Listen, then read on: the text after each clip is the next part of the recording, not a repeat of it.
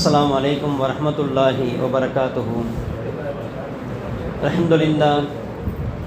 الحمد لله الذي هدانا لهذا وما كنا لنهتدي لولا أن هدانا الله، والصلاة والسلام على من أرسله بالهدى وعلى آله الطيبين وصحابه الطاهرين، أما بعد.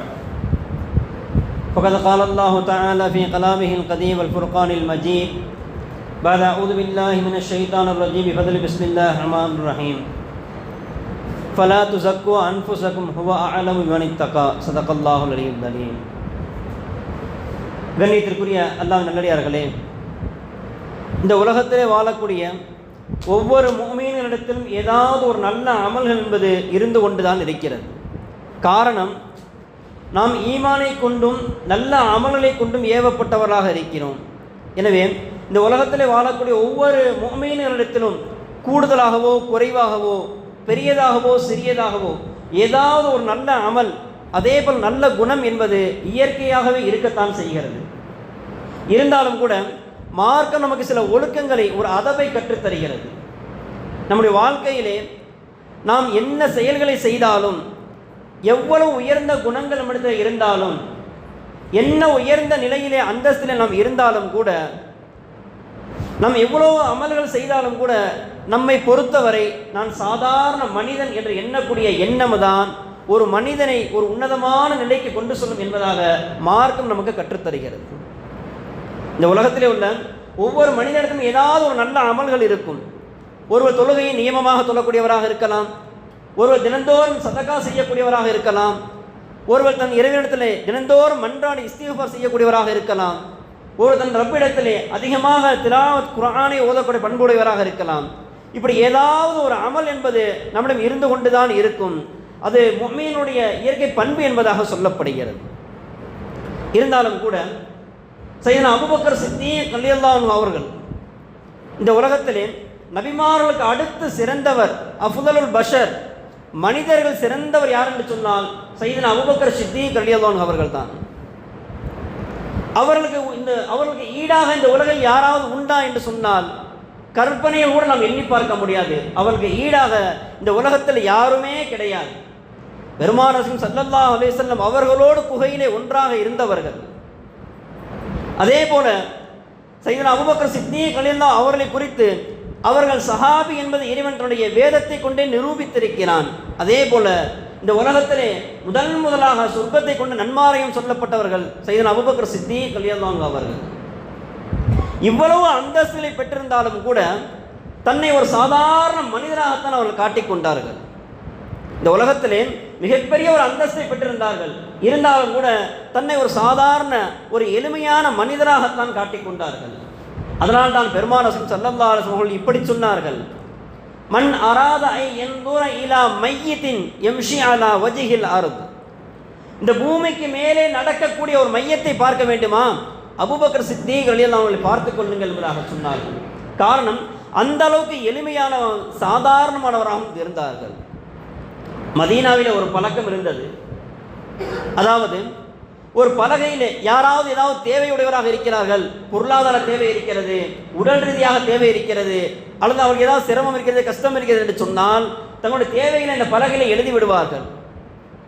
அதை பார்க்கக்கூடியவர்கள், சரி இவருக்கு இன்னா தேவை இருக்கிறது, யாருக்கு எது அவர் சக்திக்கு முடியுமோ அந்த தேவைக்கு அவரை பார்க்கிறவர் பொறுப்பேற்றுக் கொள்வார்கள். உதாரணம், ஏதாவது ஒரு தேவை எழுதப்பட்டு விட்டது, அவருக்கு பொருளாதார தேவை இருக்கிறது எழுதப்பட்டு விட்டால் அதை பார்க்கக்கூடியவர்கள் யாருக்கு முடியுமோ அவருக்கு நான் பொறுப்பேற்றுக் கொள்கிறேன் என்பதாக அவருடைய பெயரை எழுதி விடுவார்கள். இது மதீனாவில் உள்ள ஒரு பழக்கம். அப்படியாக ஒரு மூதாட்டி குறித்த ஒரு செய்தி அங்கே எழுதப்பட்டிருக்கிறது. நான் மதீனாவுடைய ஒரு ஓரத்திலே இருக்கிறேன், நான் தனிமையிலே தள்ளாடக்கூடிய வயதிலே இருக்கிறேன், எனவே எனக்கு பணிவிடை செய்வதற்கு யாராவது உதவி செய்யுங்கள் என்பதாக அந்த மூதாட்டி குறித்து அங்கே எழுதப்பட்டிருக்கிறது. சையதுனா உமர் இப்னு கத்தாப் ரலியல்லாஹு அன்ஹு அதை பார்க்கிறார்கள். அங்கே அந்த மூதாட்டியுடைய தேவையை பூர்த்தி செய்யப்படுவதாக யாருடைய பெயருமே எழுதப்படவில்லை. சரி, நாம் அவருடைய தேவையை பூர்த்தி செய்வோம் என்பதாக எண்ணி சையதுனா உமர் இப்னு கத்தாப் ரலியல்லாஹு அன்ஹு அவர்கள் அந்த மூதாட்டியுடைய வீட்டுக்கு செல்கிறார்கள்.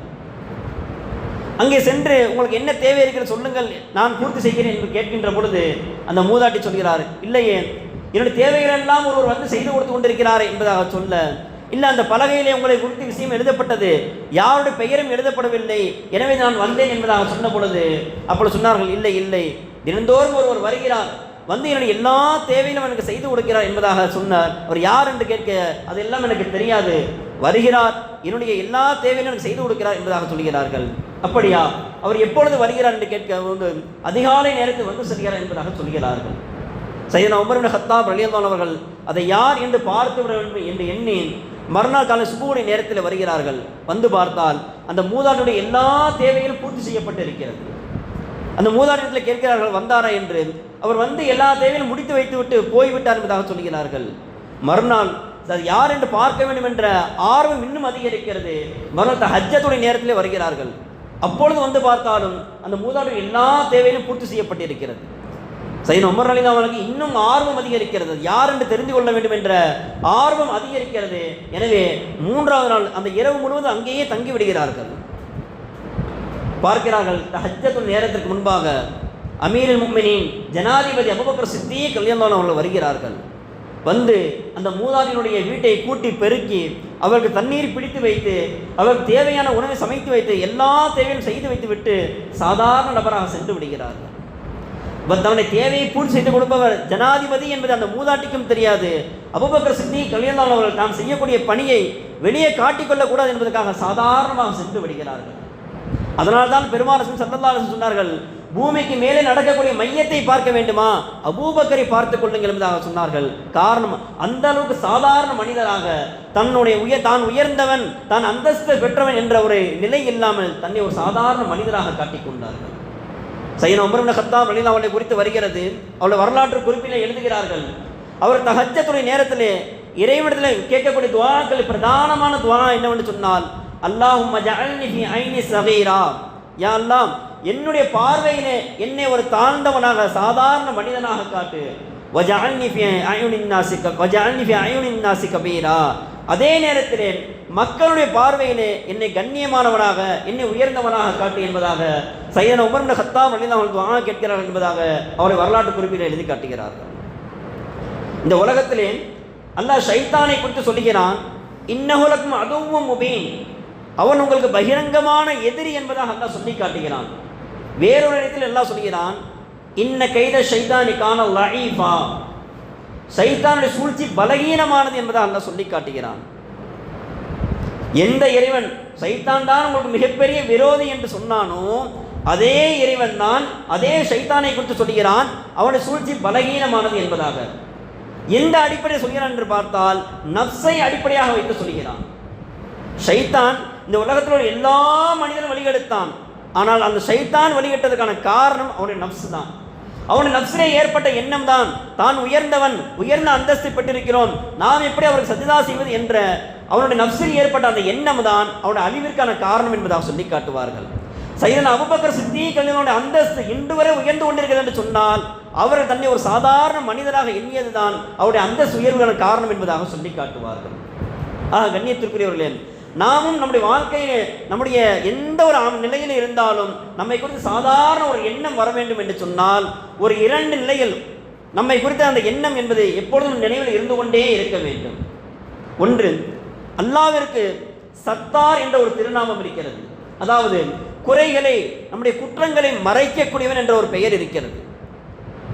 அல்லாஹ் ரஹ்மான் என்னுடைய குறைகளை, என்னுடைய குற்றங்களை அவனுடைய சத்தார் என்ற பண்பின் காரணமாக மறைத்து கொண்டிருக்கிறான்.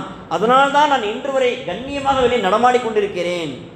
என் போன்ற எத்தனையோ குற்றம் செய்யக்கூடியவர்களை அல்லாஹ் கேவலப்படுத்தி விடுகிறான். ஆனால் என்னுடைய குறைகளை, என்னுடைய குற்றங்களை மறைத்து அல்லாஹ் என்னை கண்ணியத்தோடு வாழ வைத்திருக்கிறான் என்ற எண்ணம் நமக்கு எப்போதும் இருக்க வேண்டும்.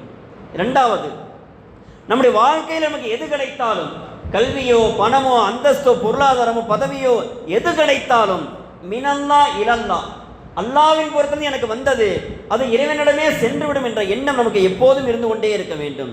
இந்த இரண்டு எண்ணங்கள் நம்முடைய எண்ணத்தில் எப்போதும் இருந்தது என்று சொன்னால் நம்மை குறித்து நாம் சாதாரணமாக எண்ணக்கூடிய ஒரு நிலை வந்துவிடும். ஆக கண்ணியத்திற்குரியவர்களே, நம்முடைய வாழ்க்கையிலே நாம் அதிகமாக நற்குணங்களை பின்பற்ற வேண்டும். பெருமானார் ஸல்லல்லாஹு அலைஹி வஸல்லம் கற்றுக் கொடுத்த பண்புகளை நம்ம வாழ்க்கையில் நாம் கடைபிடிக்க வேண்டும். அதே போல நம்ம எந்த நிலையில் நம்ம சாதாரண மனிதராக எண்ணக்கூடிய ஒரு நிலை நம்ம இடத்துல இருக்க வேண்டும். வல்ல ரஹ்மான் அப்படிப்பட்ட ஒரு நசீமை நமக்கு தந்தல் புரிவானாக.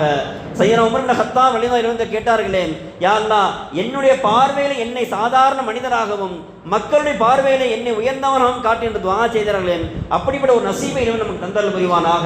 இந்த உலகத்தில் நம்மை சாதாரண மனிதராக வாழ வைத்து நாளை மறுமையிலே இறைவனத்திலே உயர்ந்த அந்தஸ்தை பெறக்கூடிய பாக்கியவன் அல்லாஹ் ரஹ்மான் என்னையும் உங்களையும் ஆக்கி அருள் புரிவானாக. வாஹிர் தஅவானா அல்ஹம்துலில்லாஹி ரப்பில் ஆலமீன். அஸ்ஸலாமு அலைக்கும் வரஹ்மத்துல்லாஹி வபரகாத்துஹு. அல் ஃபாத்திஹா.